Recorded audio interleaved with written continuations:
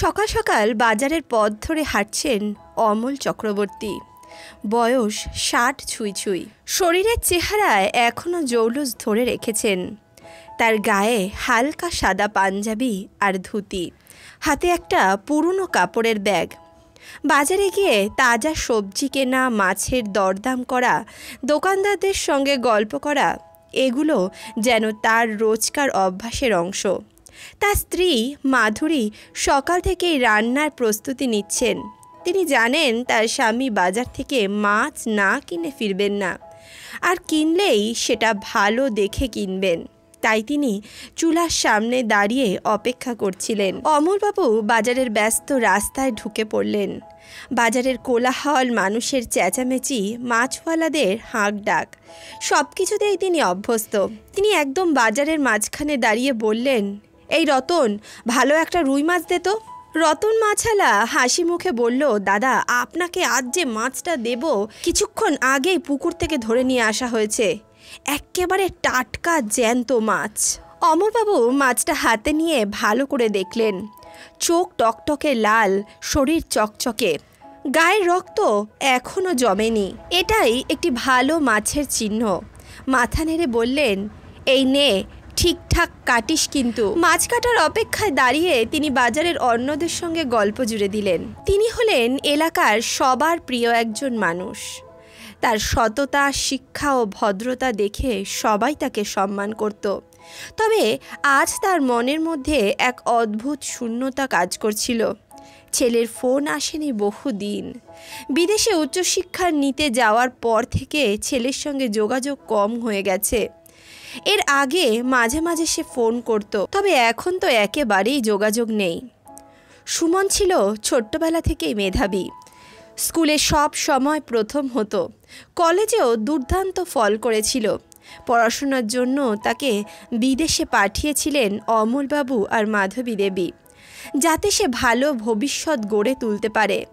বাবা মায়ের একমাত্র আশা ছিল ছেলেটা বিদেশ থেকে ফিরে এসে তাদের পাশে থাকবে, কিন্তু সেই আশা যেন কেবল স্বপ্নই থেকে গেল।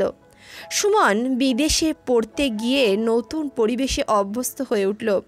প্রথমে ফোন করত, বাবা মায়ের খোঁজ খবর নিত, কিন্তু ধীরে ধীরে তার জীবন এতটাই ব্যস্ত হয়ে উঠেছিল যে বাবা মায়ের সঙ্গে কথা বলার মতো সময়ই পেত না। বিদেশে পড়াশোনা শেষ করে সে সেখানেই একটি বড় কোম্পানিতে চাকরি পেয়ে গেল। সুমনের সঙ্গে পরিচিত হলো লিজা নামের এক বিদেশিনীর। ধীরে ধীরে তাদের প্রেম গাঢ় হলো এবং একসময় তারা বিয়ে করে ফেলল। কিন্তু এই খবরটা অমরবাবু আর মাধবী দেবীর জানতে জানতে অনেকটা সময় পেরিয়ে গেছিল। অমল বাজার থেকে বাড়ি ফিরে এলেন। মাধবী দরজার কাছে দাঁড়িয়েছিলেন, চোখের কোণে এক রাশ অভিমান। সুমনের কোনো খবর পেলে? অমর দীর্ঘশ্বাস ফেললেন, না, কিভাবে এত বড় হয়ে গেল আমাদের ছেলে যে বাবা মায়ের কথা মনেই করতে পারে না। অমর জানতেন ছেলের জীবন এখন ব্যস্ত, তবু এই উদাসীনতায় তার মন খারাপ হয়ে যায়। রাতে খাওয়ার শেষে অমর তার পুরনো ফটো অ্যালবাম বের করলেন। ছেলের ছোটবেলার ছবি দেখতে দেখতে তিনি কেঁদে ফেললেন। বাবা মায়ের কষ্ট বোঝার জন্য কি সন্তানের বড় হওয়ার প্রয়োজন আছে? রাত তখন প্রায় 11টা। অমল আর মাধবী বিছানায় শুয়েছিলেন। ঠিক তখনই ফোনটা বেজে উঠল। অমল তাড়াতাড়ি ফোনটা হাতে নিলেন। স্ক্রিনে সুমনের নাম ভেসে উঠল। অমলবাবু তাড়াতাড়ি ফোনটা ধরলেন। বাবা। অমলের গলা যেন কেঁপে উঠল। এতদিন পর ছেলের ফোন। কেমন আছো বাবা? অমল শান্ত কণ্ঠে বললেন, ভালো আছি বাবা, তুমি কেমন আছো? ভালোই বাবা, আমি আগামী মাসে দেশে ফিরছি, তোমাদের সঙ্গে দেখা করব। এই কথাটা শোনার পর অমল যেন নতুন করে বাঁচতে শুরু করলেন। তিনি চোখের জল চেপে রেখে বললেন, তোমার মা শুনে খুব খুশি হবে। ফোনটা রেখে মাধবীর দিকে তাকিয়ে বললেন, সুমন আসছে। মাধবী এই কথা শুনে আবেগে কেঁদে ফেললেন।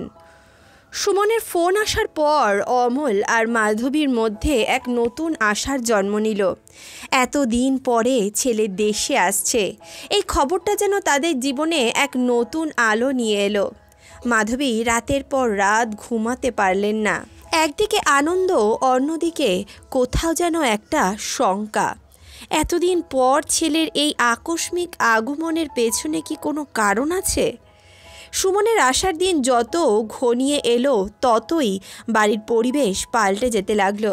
মাধবী দেবী বাড়ির এক একটা কোণা পরিষ্কার করতে লাগলেন। রান্নাঘরের সব পুরনো আসবাবপত্র নতুন করে সাজানো হলো, পরিষ্কার করা হলো। ছেলের ঘরটা যেভাবে রেখে গেছিল ঠিক সেভাবেই সাজিয়ে দেওয়া হলো। পুরনো বিছানার চাদর পাল্টে ফেলা হলো, পুরনো পর্দা সরিয়ে নতুন পর্দা লাগানো হলো। যেন এক নতুন অতিথি আসছে, কিন্তু এই অতিথি তো আসলে তাদের জীবনের চিরন্তন সত্য, তাদের জীবনের আশা ভরসা, তাদের সন্তান। অমর বাইরে গিয়ে বাজার থেকে সুমনের পছন্দের খাবার কিনলেন। রুই মাছ, দেশি মুরগি, সন্দেশ, পাঁপড় ভাজা। ছেলের জন্য কিছু নতুন জামা কাপড়ও কিনলেন। যদিও তারা জানতো সুমন এখন ব্র্যান্ডেড পোশাক ছাড়া পরে না, তবুও বাবা মায়ের ভালোবাসা কোনো ব্র্যান্ড দেখে না। অমল আর মাধবী সকাল সকাল এয়ারপোর্টে পৌঁছে গেলেন। বিমানের সময় সকাল 10টা, কিন্তু তারা বেরিয়ে পড়লেন ভোর 6টার সময়। সুমন একবার বলেছিল, তোমাদের আমাকে নিতে আসতে হবে না, আমি গাড়ি করে বাড়িতে চলে আসব। কিন্তু মা বাবা কি সন্তানের জন্য অপেক্ষা না করে থাকতে পারে? ঘন্টার পর ঘন্টা অপেক্ষার পর ঘোষণা হলো ফ্লাইট অবতরণ করেছে। মাধবীর বুক কাঁপতে লাগলো, চোখ দিয়ে জল গড়িয়ে পড়ল। এতদিন পর ছেলেকে দেখতে পারলেন তিনি। অমল শান্ত, কিন্তু ভেতরে ভেতরে তিনিও উত্তেজিত। এয়ারপোর্টের গেটে সুমন বেরিয়ে এলো, তার পাশে লিজা। একদম পাশ্চাত্য পোশাক, সাদা রঙের শার্ট, গাঢ় নীল প্যান্ট, চোখে দামি সানগ্লাস, গম্ভীর মুখে এদিক ওদিক দেখছে। অমল ছুটে এলেন, সুমনের কাঁধে হাত রাখলেন। সুমন বলতে লাগলো, বাবা তুমি এখানে কি করছো? সুমন কিছুটা চমকে গেল। বাবা মা? লিসা দাঁড়িয়েই রইল সেখানে। মাধবী দেবী ছেলেকে জড়িয়ে ধরতে চাইলেন, কিন্তু সুমন একটুও আবেগ প্রকাশ করল না, শুধু মাথা ঝোঁকালো। তোমরা এসেছো কেন? আমি তো বলেছিলাম। মাধবী দেবী ছেলের কথা একটু কষ্ট পেলেন ঠিকই, কিন্তু তবুও হাসি মুখে বললেন, ছেলের জন্য বাবা মা আসবে না? সুমন হেসে ফেলল।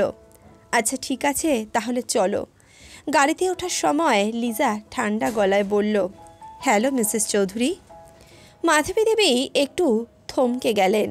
মিসেস চৌধুরী? মা বলতে পারতো না? তিনি শুধু মৃদু হাসলেন। কেমন আছো মা? লিজা মাথা নাড়ল, কিন্তু কিছু বলল না। গাড়ি রওনা দিল বাড়ির পথে। সুমন বাড়িতে পা রাখতেই মাধুরী একটা ছোট্ট থাল বের করলেন। তাতে কিছু জল, ফুল আর একটি প্রদীপ ছিল।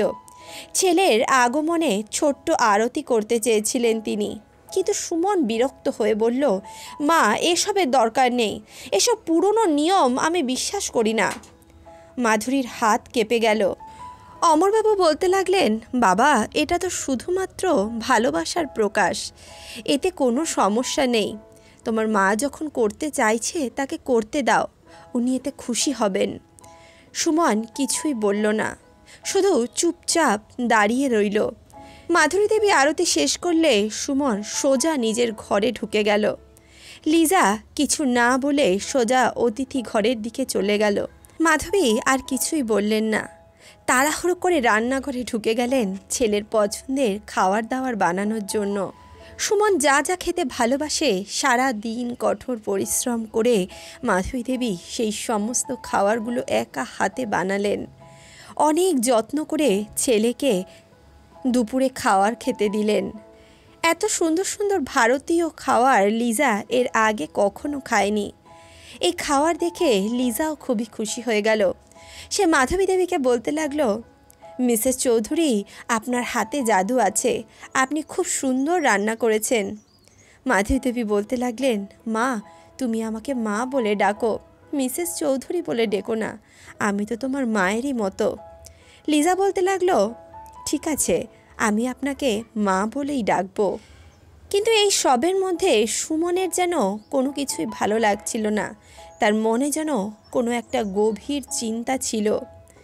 রাতে যখন সকলে খাওয়ারের টেবিলে বসলো, তখন সুমন বলতে লাগলো, বাবা, আমি তোমাদের সঙ্গে একটা গুরুত্বপূর্ণ বিষয় নিয়ে আলোচনা করতে চাই। অমরবাবু মাথা তুললেন। বলো বাবা। আমি আর লিজা সিদ্ধান্ত নিয়েছি তোমাদের বৃদ্ধাশ্রমে পাঠিয়ে দেব। সেখানকার সুবিধা খুব ভালো, ডাক্তার থাকবে, ভালো খাওয়ার থাকবে, কোনো কাজ করতে হবে না। আমি সব ব্যবস্থা করে ফেলেছি। ঘরটা নিস্তব্ধ হয়ে গেল। মাধবীর হাতের থেকে ভাতের থালা মাটিতে পড়ে গেল। চোখের জল ছলছল করে উঠল। অমরবাবু কিছুক্ষণ চুপ করে থাকলেন, তারপর বললেন, সুমন, আমাদেরকে তুই এতটা বোঝা বলে মনে করিস? সুমন বিরক্ত হয়ে বলল, বাবা, এটা বোঝার বিষয় নয়, তোমাদের কষ্ট করতে হবে না। আমাদের বাড়ির জীবন আলাদা, আমরা ব্যস্ত থাকি, সারাটা দিন নিজেদের কাজে নিজেরা মত্ত থাকি। আমি সময় দিতে পারি না তোমাদেরকে, তাই এটাই সেরা সিদ্ধান্ত। মাধুরী অস্পষ্ট গলায় বললেন, তাহলে এতদিন পর এখানে কেন এলি? সুমন মাথা নিচু করে ফেলল, তারপর আস্তে আস্তে বলল, বৃদ্ধাশ্রমের সই করার জন্য। আমি চাই তোমরা রাজি হয়ে যাও। এই কথাটা শোনার পর অমরবাবু আর মাধবী দেবীর পায়ের তলা থেকে যেন মাটি সরে গেল। এতদিন পর ছেলে বাড়ি ফিরল, শুধু বাবা মার ত্যাগের পত্রে সই করার জন্য। মাধবী দেবী কান্না আটকে রাখতে পারলেন না। অমলবাবু চুপ করে বসে রইলেন, তারপর ধীর গলায় বললেন, ঠিক আছে সুমন, আমি ভাবব। সুমন খুশি হয়ে বলল, থ্যাংক ইউ বাবা। কিন্তু লিজা চুপচাপ তাকিয়ে রইল। তার চোখে একটা অদ্ভুত অনুশোচনা দেখা গেল। রাত গভীর, পুরো বাড়ি নিস্তব্ধ, কিন্তু অমরবাবু আর মাধবী দেবীর চোখে এক ফোঁটা ঘুম নেই। ডাইনিং টেবিলে এখনও খাওয়ারের থালা পড়ে আছে। ভাত জমে শক্ত হয়ে গেছে, তরকারির উপর দিয়ে মাছি ঘুরে বেড়াচ্ছে, কিন্তু কেউ ওগুলো সরানোর কথা ভাবছে না। অমর বারান্দায় বসে আছেন, চোখ দুটো অনিশ্চয়তার কুয়াশায় ঢাকা। মাধবী দেবী বিছানায় চুপচাপ বসে আছেন, বালিশে মুখ গুজে চোখের জল ফেলছেন। কেউ কিছুই বলছে না, কিন্তু বাতাসে একটা চাপা কান্নার শব্দ ভাসছে। মাধবী দেবী ধীরে ধীরে উঠে এলেন অমলবাবুর পাশে। শুনছ, সুমন আমাদের এত বড় শাস্তি দেবে, এটা কি কখনো ভেবেছিলাম? অমরবাবু দীর্ঘশ্বাস ফেললেন। না মাধবী, কিন্তু আমি বুঝতে পারছি ও আমাদের বোঝা মনে করে। আমরা আজ শুধু বৃদ্ধ নই, ওর জীবনের সবথেকে বড় দায়িত্ব, সবথেকে বড় বোঝা। মাধবী দেবী চোখের জল মুছলেন। তুমি কি মনে করো আমরা বৃদ্ধাশ্রমে চলে যাব? অমল একটা মুহূর্ত চুপ করে থাকার পর বললেন, না, আমরা আমাদের নিজেদের মতো বাঁচব। মাধবী দেবীর চোখ বড় হয়ে গেল। কিন্তু কোথায় যাব? আমাদের তো এই বাড়িটাই সব। আমরা যদি এই বাড়ি ছেড়ে দিই তাহলে আমাদের সব স্মৃতি হারিয়ে যাবে। অমলবাবু ধীরে ধীরে বললেন, মাধুরী, স্মৃতি থেকে যদি শুধু কষ্ট পাওয়া যায় তাহলে সেই স্মৃতি ধরে রাখার কোনো মানে নেই। মাধুরী দেবী চুপ করে গেলেন। তার বুকের ভেতরটা ধকধক করতে লাগলো। ঘরের ভেতরে লিজা শুয়েছিল, কিন্তু তার চোখে ঘুম নেই। সুমন পাশে গা এলিয়ে দিয়ে ফোন ঘাঁটছিল, যেন কিছুই হয়নি। সুমন, তুমি কি করছো বুঝতে পারছো? সুমন বিরক্ত হয়ে বলল, তুমি আবার কি বোঝাতে চাইছো? লিজা ধীরে ধীরে বলল, তোমার বাবা মা কষ্ট পাচ্ছে, তুমি কি তা বুঝতে পারছো না? লিজার কথা শুনে সুমন একটু অবাক হলো। দেখো লিজা, আমাদের জীবন আলাদা। আমি ব্যস্ততাপূর্ণ জীবন যাপন করি। বাবা মাকে বৃদ্ধাশ্রমে পাঠানো খারাপ কিছু নয়। ওরা সেখানে ভালো থাকবে, সুবিধা পাবে, এটা বোঝার চেষ্টা করো। লিজা গভীর দৃষ্টি নিয়ে তাকালো।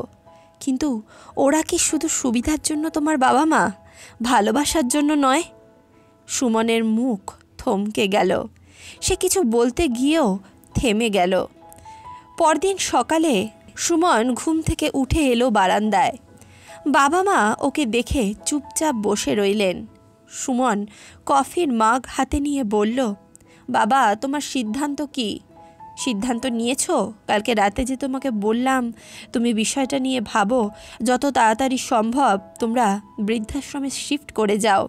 দেখো, আমি কাজের সূত্রে এখানে এসেছি, আমার এখানে অনেক কাজ আছে, এই নিয়ে বেশি দিন পড়ে থাকলে তো আমার চলবে না। তুমি দেখো তোমরা কবে শিফট করতে চাও, আমি সেই হিসাবে গিয়ে ওখানে সাইন টাইন করে আসবো। অমরবাবু মাথা তুললেন। হ্যাঁ সুমন, আমরা সিদ্ধান্ত নিয়ে ফেলেছি, আমরা ঠিক করেছি আমরা বৃদ্ধাশ্রমে যাব না। সুমনের চোখ রক্তবর্ণ হয়ে গেল। সে চিৎকার করে বলতে লাগলো, বাবা, এটা বুদ্ধিমানের সিদ্ধান্ত নয়। তুমি জানো আমি ব্যস্ত থাকি, তোমাদের দেখাশোনা করার আমার সময় নেই। বৃদ্ধাশ্রমে তোমরা ভালো থাকবে, সেখানে ডাক্তার বদ্যি আছে, তোমাদের মতো আরও অনেক মানুষেরা আছে, তোমরা সেখানে গিয়ে সুস্থ থাকতে পারবে, হাসি খুশি থাকতে পারবে। অমরবাবু শান্ত গলায় বললেন, তাহলে তুমি চলে যাও। সুমন, আমরা এখানে একা একা ভালোই ছিলাম, তুমি শুধু শুধু কেন এখানে আসতে গেলে? তুমি যেখানে ছিলে সেখানেই ভালো ছিলে, সেখানেই যাও। সুমন বিরক্ত হয়ে বলল, আমি এখন কলকাতার একটি কোম্পানিতে চাকরি পেয়েছি, তাই আমি এখানে শিফট করেছি। আর এভাবে তোমরা আর আমরা একই জায়গায় কিভাবে থাকবো? তুমি একটু বিচার করে দেখো, আমার কলিগসরা আসবে, আমাদের লেট নাইট পার্টি হবে, কত রকমের কত ব্যাপার থাকতে পারে। আর তোমরা যদি এখানে থাকো, আমি তোমাদের দিকে তাকাবো না নিজের লাইফস্টাইল লিড করব। অমলবাবু বলতে লাগলেন, দেখো সুমন, এটা তোমার ব্যক্তিগত ব্যাপার, কিন্তু এই বাড়িটা আমার, আর আমি এই বাড়ি ছেড়ে কোথাও যাব না। তোমার যদি প্রয়োজন বোধ হয় তাহলে তুমি অন্য কোথাও গিয়ে থাকো, আমি এখনও নিজের দায়িত্ব নিজে নিতে পারবো। আমার পেনশনের টাকায় আমাদের দুজনের বেশ ভালোভাবেই চলে যায়। এছাড়াও আমরা কোথায় থাকবো, কি করব, এটা সম্পূর্ণ আমাদের ব্যাপার, তুমি আমাদের নিয়ে এত চিন্তা করো না। সুমন হতভম্ব হয়ে গেল। সে ভাবছিল বাবা মা কাঁদতে কাঁদতে সই করে দেবে, কিন্তু তারা যে এত শক্ত সিদ্ধান্ত নেবে এটা সে কল্পনাও করেনি। লিজা চুপচাপ দাঁড়িয়েছিল পাশেই। হঠাৎ সে এগিয়ে এসে মাধুরীর হাত ধরল। আমি দুঃখিত মিসেস চক্রবর্তী, আমি ওকে অনেক বোঝানোর চেষ্টা করেছিলাম কাল, কিন্তু ও কিছুই বুঝতে চায়নি। মাধবী দেবী মৃদু হাসলেন আর লিজার মাথায় হাত রেখে বললেন, বৌমা, তুমি আমাদের নিয়ে এত চিন্তা করো না। আমার ছেলে আমাদের চিনতে পারেনি। আমরা টাকা বা সুবিধার জন্য বাঁচি না, আমরা শুধুমাত্র ভালোবাসার জন্য বাঁচি। লিজার চোখে জল চলে আসলো, কিন্তু সুমন রাগে ফুঁসতে লাগলো। তোমরা যদি আমার সিদ্ধান্ত না মানো তাহলে যা খুশি করো, আমি চলে যাচ্ছি। সে ব্যাগ নিয়ে বেরিয়ে গেল। মাধবী দেবী দরজার সামনে দাঁড়িয়ে দেখতে লাগলেন। অমলবাবু ধীরে ধীরে বললেন, যেতে দাও মাধবী, যার মন আমাদের কাছে নেই তাকে আমরা জোর করে ধরে রাখতে পারি না। সন্ধ্যায় সুমন আবারও বাড়ি ফিরল। বাড়ি ফিরে সে অমলবাবুকে বলতে লাগলো, দেখো, আমি তোমাদেরকে একটা কথা পরিষ্কার জানিয়ে দিচ্ছি, আমি কিন্তু তোমাদের কোনো দায়িত্ব নিতে পারবো না। আমার কথা শোনো, তোমরা বৃদ্ধাশ্রমে যাও, সেখানে গেলে তোমরা ভালো থাকতে পারবে, শুধু শুধু আমার লাইফস্টাইলটাও ভালো হবে আর তোমরাও সুখে শান্তিতে থাকবে। এছাড়াও দেখো, আমি যদি এই বাড়ি থেকে চলে যাই তাহলে কিন্তু আমি তোমাদের কোনো দায়িত্ব নিতে পারবো না, তোমাদের নিজেদের দায়িত্ব নিজেদেরই নিতে হবে। অমরবাবু ভেবেছিলেন যে ছেলেকে কখনোই তার দায়িত্ব নিতে বলবেন না, কখনোই এটা বলবেন না যে তুই আমাদের দায়িত্ব নে, আমাদের দেখাশোনা কর। কিন্তু ছেলের এইরূপ বিরূপ কথাবার্তা শুনে ওনার মনেও এই বিষয়টা গভীর আঘাত হানল। অমলবাবু আর মাধবী দেবী একে অপরের দিকে চুপচাপ তাকিয়ে রইলেন। পুরো বাড়িতে একটা নিস্তব্ধতা নেমে এলো, যেন বাতাসও থমকে গেছে। মাধবী দেবীর চোখের কোণে জল চিকচিক করছিল, কিন্তু তিনি জেদ করে তা গড়িয়ে পড়তে দিলেন না। অমলবাবু ধীরে ধীরে উঠে দাঁড়ালেন। এতদিন তো চুপ করে সহ্য করলাম মাধবী, কিন্তু আর না, আমাদের লড়তে হবে। মাধবী দেবী বিস্মিত চোখে তাকালেন, কিন্তু কিভাবে? অমরবাবু দৃঢ় গলায় বললেন, আইনের সাহায্য নিতে হবে, আমাদের অধিকার আমাদের হাতেই ফিরিয়ে আনতে হবে। পরদিন সকালে অমলবাবু তার পুরনো বন্ধুর সঙ্গে যোগাযোগ করলেন, যিনি একজন সিনিয়র অ্যাডভোকেট ছিলেন। তিনি পরামর্শ দিলেন, এই কেস লড়তে হলে একজন দক্ষ আইনজীবীর সাহায্য নিতে হবে। অবশেষে তারা এক অভিজ্ঞ আইনজীবী অনামিকা সেনের সঙ্গে দেখা করলেন। অনামিকা একজন নীতিবান এবং সাহসী মহিলা আইনজীবী, যিনি সব সময় সমাজের শোষিত মানুষদের জন্য লড়াই করেন। অফিসে ঢুকেই তিনি বললেন, অমলবাবু, আপনি নিশ্চিন্ত থাকুন, এই কেস আমি লড়ব, আর আমি নিশ্চিত আমরা জিতব।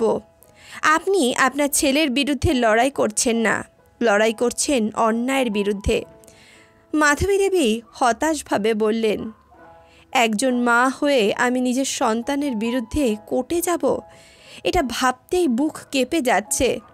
অনামিকা শান্ত গলায় বললেন, আমি বুঝতে পারছি, কিন্তু কখনো কখনো ন্যায় বিচারের জন্য কঠোর হতে হয়। আজ আপনি চুপ করলে কাল আরও অনেক বাবা মা এভাবে অবিচারের শিকার হবে। অমরবাবু দৃঢ় কণ্ঠে বললেন, ঠিক আছে, কেস দায়ের করুন। এদিকে সুমন যখন জানতে পারল বাবা মা তার বিরুদ্ধে কোর্টে কেস করেছে, সে হতবাক হয়ে গেল। বাবা মা তার বিরুদ্ধে মামলা করেছে, এটা কেমন ধরনের নাটক? তার স্ত্রী লিজা বলল, তুমি যা করেছো তার ফল তো একদিন না একদিন তোমাকে ভোগ করতেই হতো। সুমনের ক্রোধ চরমে উঠল। বৃদ্ধ মানুষেরা আবার কী বা করতে পারবে, দেখি আদালতে কি হয়। কিন্তু তার বুকের ভেতরে কোথাও যেন একটা অস্বস্তি হচ্ছিল। কেসের প্রথম শুনানির দিন কোর্টের বাইরে বাবা ছেলের দিকে তাকালেন। সুমন মুখ টিপে বলল, এত বছর আমাকে বড় করলে, এত ভালোবাসলে, আর এখন একটুও মায়া হলো না আমার বিরুদ্ধে কেস করতে? অমরবাবু স্থির কণ্ঠে বললেন, বাবা হওয়ার মানে এই নয় যে অন্যায়ের কাছে মাথা নত করব। আমি শুধু আমার অধিকারের জন্য লড়ছি। সুমন প্রচণ্ড রেগে বলল, আমি তো তোমাদেরকে রাস্তায় ফেলে দিইনি। মাধবী দেবী চোখের জল আটকে বললেন, সন্তানের ভালোবাসা কি শুধু আশ্রয়ের জন্য সীমাবদ্ধ? আমরা আশ্রয় চাই না, আমরা চাই সম্মান। সুমন কিছু বলতে গিয়েও থমকে গেল। এদিকে কোর্টের ভেতরে অনামিকা সেন মামলা লড়ার প্রস্তুতি নিচ্ছেন। কোর্টরুমের ভেতরে চাপা উত্তেজনা। সংবাদ মাধ্যমের ক্যামেরা ঝলসে উঠছে, মানুষজন ফিসফিস করে কথা বলছে। আদালতের ভেতরে বসে থাকা দর্শকরা এক দৃষ্টে তাকিয়ে আছে বিচারের দিকে। আজকের রায় শুধুমাত্র অমলবাবু আর মাধবী দেবীর জন্য নয়, এটি হাজার হাজার বৃদ্ধ বাবা মার জন্য একটি দৃষ্টান্ত হতে চলেছিল। অনামিকা সেন, সেই দৃঢ়চেতা মহিলা আইনজীবী, আজ একদম প্রস্তুত হয়ে এসেছেন। তিনি জানেন এই কেস শুধু আইনের নয়, হৃদয়েরও লড়াই। অপরদিকে সুমনের আইনজীবী চেষ্টা করছে কেসটিকে সম্পূর্ণ ভিন্ন দিকে মোড় দিতে। বিচারক কাঠের হাতুড়ি টেবিলে ঠুকে বললেন, মামলা শুরু করা হোক। অনামিকা সেন উঠে দাঁড়ালেন। মাননীয় বিচারক, এই মামলা শুধুমাত্র একটা সম্পত্তির অধিকারের মামলা নয়, এটি এক দম্পতির মর্যাদার লড়াই। তারা যে সন্তানকে জীবনের সবটুকু দিয়ে বড় করেছে, সেই সন্তানই আজ তাদের অপমান করে বাড়ি থেকে বার করে দিতে চাইছে। এটি কি আমাদের সমাজের মেনে নেওয়া যায়? বিচারক বললেন, আপনার বক্তব্য চালিয়ে যান। অনামিকা প্রমাণের কাগজপত্র সামনে রাখলেন। মাননীয় বিচারক, এই কাগজে স্পষ্ট লেখা আছে যে অরুণবাবু আর মাধবী দেবী তাদের ছেলের নামে সম্পত্তি লিখে দিয়েছিলেন বিশ্বাস করে, কিন্তু সেই বিশ্বাস ভেঙে গেছে। এখন তারা চান এই সম্পত্তির মালিকানা ফিরে পেতে। সুমনের আইনজীবী পাল্টা যুক্তি দিলেন, তাহলে কি সন্তানের প্রতি বাবা মার কোনো দায়িত্ব থাকবে না? তারা যদি সন্তানের নামে সম্পত্তি লিখে দিয়ে থাকেন, তবে এখন কেন সেটা ফিরে পেতে চাইছেন? এ কথা শুনে মাধবী দেবী চোখের জল মুছে বললেন, সন্তানের প্রতি ভালোবাসা কখনো শর্ত সাপেক্ষ হতে পারে না। আমরা তাকে সব দিয়েছিলাম, কিন্তু বিনিময়ে শুধু ভালোবাসা চেয়েছিলাম, সম্মান চেয়েছিলাম, কিন্তু সে কি আমাদের সেই সম্মান দিয়েছে? আদালতে অমরবাবু ধীরে ধীরে এগিয়ে গেলেন আর ছেলের দিকে তাকিয়ে বললেন, বাবা মা কি কখনো সন্তানকে ফেলে দিতে পারে সুমন? কিন্তু সন্তান কেন বাবা মাকে ফেলে দেয়? কেন তারা বাবা মাকে এতটা অপ্রয়োজনীয় বলে মনে করে। সুমন কিছু বলতে পারল না। সে কোর্টরুমে চুপচাপ দ্বিধাগ্রস্ত অবস্থায় বসে রইল। অমরবাবু বলতে লাগলেন, তুমি আজ যা করলে সেটা কি তোমার সন্তানও একদিন তোমার সঙ্গে করলে তোমার ভালো লাগবে? এদিকে বিচারক দীর্ঘ সময় দলিলপত্র দেখে বললেন, এই আদালত মনে করে অমলবাবু আর মাধবী দেবীর প্রতি অবিচার করা হয়েছে, তাই আদালত রায় দিচ্ছে এই সম্পত্তি তাদের নামে পুনরায় ফিরিয়ে দেওয়া হোক।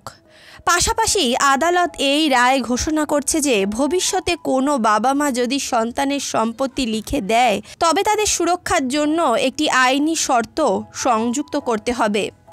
আদালতে উল্লাস পড়ে গেল। সংবাদ মাধ্যম এই ঐতিহাসিক রায় ক্যামেরাবদ্ধ করল। এদিকে সুমনও নিজের ভুল বুঝতে পারল। সুমন আদালতের সিঁড়িতে বসে কাঁদছিল। তার স্ত্রী লিজা একপাশে দাঁড়িয়েছিল। অমরবাবু ধীরে ধীরে তার ছেলের সামনে এসে দাঁড়ালেন। তিনি ছেলের পিঠে হাত রেখে বললেন, বাবা মায়ের ভালোবাসা চিরন্তন সুমন, কিন্তু বিশ্বাস ভাঙলে তা ফিরে পাওয়া কঠিন। সুমন মাথা নিচু করে কাঁদছিল। সে বলতে লাগলো, আমি কি পারবো সব ভুল শুধরে নিতে? মাধবী দেবী ছেলের মাথায় হাত রাখলেন। ভালোবাসা সব কিছুকে ক্ষমা করতে পারে যদি অনুশোচনা সত্য হয়। সুমন চোখের জল মুছে বলল, আমি আবার তোমাদের সঙ্গে থাকতে চাই।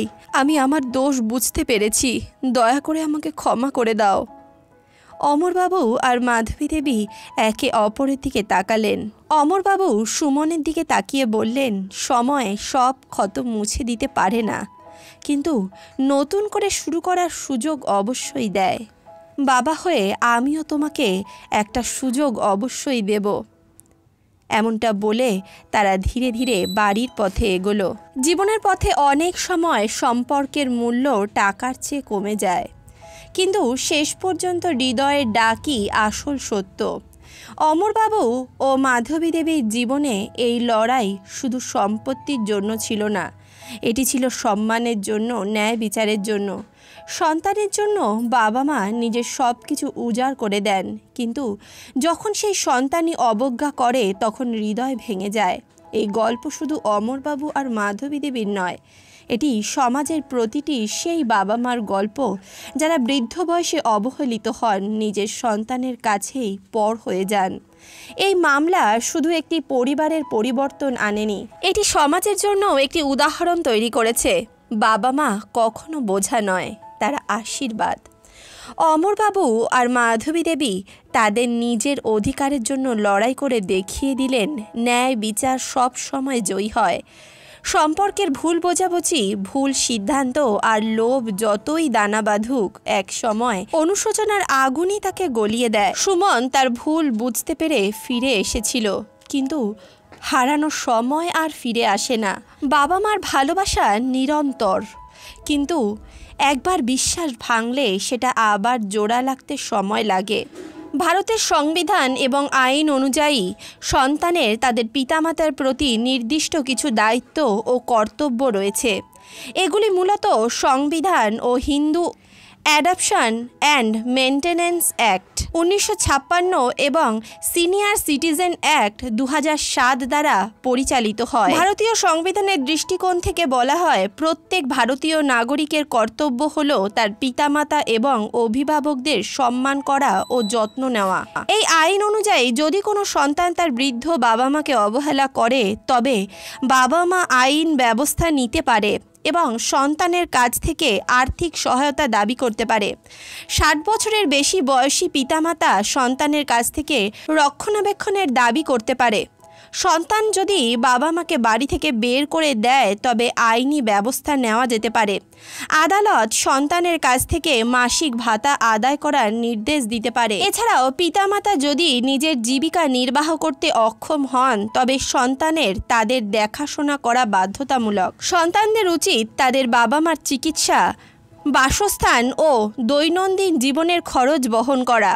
এছাড়াও যদি কোনো সন্তান তার বৃদ্ধ পিতামাতার প্রতি অবহেলা করে এবং তাদের সম্পত্তি জোর করে দখল করে, তবে ভারতীয় দণ্ডবিধি অনুযায়ী তার উপর প্রতারণা, ভয় দেখানো, বিশ্বাসঘাতকতা এমন ধরনের মামলা হতে পারে। সিনিয়র সিটিজেন অ্যাক্ট অনুযায়ী বাবা মাকে অবহেলা করলে সন্তানের 3 মাস পর্যন্ত জেল বা জরিমানা হতে পারে। ভারতের আইন অনুযায়ী সন্তানেরা তাদের পিতা মাতার প্রতি দায়িত্ববান। যদি তারা অবহেলা করে তাহলে বাবা মা আইনানুগ ব্যবস্থা নিতে পারে। সমাজের নৈতিক দিক থেকেও এটি প্রত্যেক সন্তানের কর্তব্য যে তারা তাদের বাবা মাকে যত্ন করবে এবং তাদের শেষ জীবন পর্যন্ত তাদের সঙ্গ দেবে, তাকে সেবা করবে। বন্ধুরা, আজকের কাহিনী সম্বন্ধে আপনাদের কি ধারণা? অমরবাবু কি তার ছেলেকে ক্ষমা করে দিয়ে ঠিক করেছিলেন, নাকি ওনার অন্য কোনো সিদ্ধান্ত নেওয়া উচিত ছিল? নিজেদের মূল্যবান মন্তব্য কমেন্ট বক্সে অবশ্যই লিখে জানান। বন্ধুরা, আপনাদের মূল্যবান মন্তব্য আমাকে নতুন কাহিনী রচনা করতে সহায়তা করে। এছাড়াও আপনারা নিজেদের মূল্যবান মন্তব্যের দ্বারা সমাজে একটি সঠিক বার্তা পৌঁছে দিতে পারেন। তাহলে দেখা হচ্ছে নতুন কোনো কাহিনীর সঙ্গে, নতুন কোনো ঘটনার সঙ্গে। ততক্ষণের জন্য সুস্থ থাকুন, ভালো থাকুন।